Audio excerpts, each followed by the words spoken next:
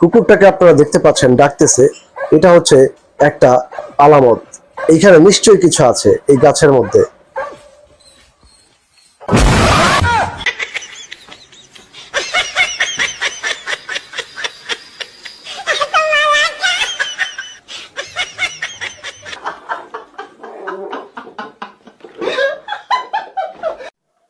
সত্যিকার অর্থের জিন কখনো আপনারা দেখেছেন?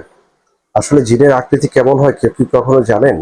জিন দেখতে কেমন হয় কেউ কি কখনো জানেন? হযরত মুহাম্মদ সাল্লাল্লাহু আলাইহি সাল্লাম 1450 বছর আগে জিনের কিছু অস্তিত্বের ব্যাপারে বলে গিয়েছিলেন। জিনরা কেমন হয়, তাদের আকৃতি কেমন হইতে পারে, তাদের মধ্যে যে শয়তান জিনগুলি বাস করে ওইগুলি ওই মানুষের মাধ্যমে বহিঃপ্রকাশ পাচ্ছে। এবার চলুন একটু হাসি ঠাট্টা মজা করা যাক। দেখুন একটা লোক তার পাছার ভিতরে একটা মাইক্রোফোন দিয়ে বসে আছে, একটু পরে দেখবেন তার আসল খেলা। এমন জোরে তার বিকট শব্দে ঘুম ভেঙে যাবে, তার নিজের পাদের শব্দে সে নিজেই ঘুম থেকে উঠে ভয়ের মধ্যে আছে। এবার দেখতে পাচ্ছেন একজন বান্দর নাচা শুরু করেছে, ধুম করে পড়ে তার অবস্থা খুব খারাপ। পাইছনি মজা, জন্মের মজা নাচতে যেয়া এত সহজ ফেসবুকে ইনকাম করা, ওরে মাজাটা গেল ভাঙে রে। এবার কই যাই আমি ডাক্তারের কাছে, যে অবস্থা খারাপ, আর নাচবিনি বল জীবনে, আরে জিন্দিগিটাই শেষ। এবার দেখুন অনেকের কাছে মুখে মুখে শুনেছি যে মানুষ প্রতিবন্ধীরা আসলে একটু একটু ব্যাকওয়ার্ড টাইপের হয়, এটাই তার হচ্ছে প্রমাণ। তার দেখুন সে তার পাছা দিয়ে নারিকেল ভাঙার চেষ্টা করতেছে, তারপর আসবে সে নিজের পা দিয়ে নারিকেল বাইরে ভাঙবে, কি তার অবস্থা। শুধু শুনেছি যে মানুষ নাকি প্রতিবন্ধী যারা হয় তারা একটু জাউডা টাইপেরই হয়। এই লোকটা দেখেন তার পাছা দিয়ে নারিকেল ভাঙে, তার কি দরকার? তার পাছা কি এত বড় শক্ত, এত লোহার মতো? তার পাছাটা কি লোহা দিয়ে বানানো হয়েছে? তারপর তো গেল সে, দেখেন তার অঙ্গভঙ্গিগুলির অবস্থা দেখে মনে হচ্ছে যেন সে কি যেন। প্রতিবন্ধী লোকগুলি আসলে একটু জাউডা টাইপেরই হয়, এটা হচ্ছে তার প্রমাণ। আপনাদের কাছে কেমন লেগেছে একটু কমেন্ট করে জানাবেন। তারপর এবার দেখবেন যে সে এবার পাছা থেকে এবার পায়ের মধ্যে আসে, ওই দেখেন অবস্থা, মারতেছে জোরে জোরে পা দিয়ে নারিকেল ভাঙার কি দরকার? ওরে বাবা রে বাবা, কি জোরে মারতেছে, মনে হইতেছে না এটা যেন পা না যেন একটা হাতুড়ি। এবার অবস্থা দেখেন।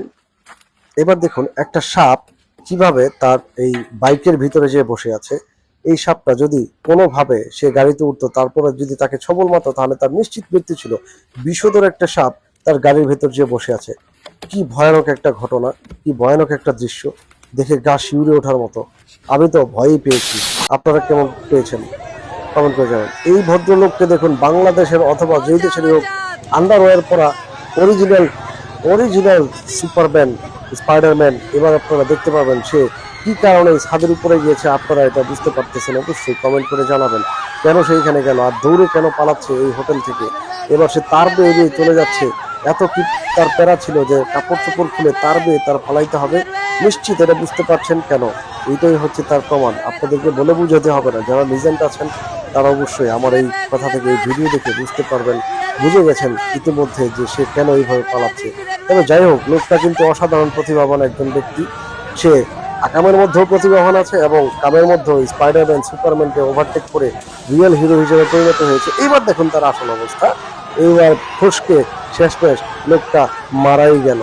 খুব মজার বিষয়, হাসির বিষয়, দুঃখের বিষয়, যার শাস্তি সে পাবে। এবার দেখুন একটা ভালোবাসার রোমান্টিক দৃশ্য আমি আপনাদেরকে দেখাচ্ছি। ওয়াও, এইটা প্রথমত দেখে মনে হচ্ছে যেন কোনো চিন্তাই হচ্ছে, একটু পরে এটার আসল মজাটা দেখতে পাবেন। গাড়ি গ্লাস ভেঙে ফেলছে, খুবই মজাদার একটা বিষয়। এটা একটা এমন সারপ্রাইজ, একটু পরে টুইস্ট আসবে কাহিনীর মধ্যে, দেখবেন। এই যে লোকটাকে এখন গাড়ির ভিতরে উঠাচ্ছে, লোকটা গাড়ির ভিতর থেকে বের হয়ে নিয়ে আসবে একটা সারপ্রাইজ, তারপরে আরো সারপ্রাইজ আছে দেখুন।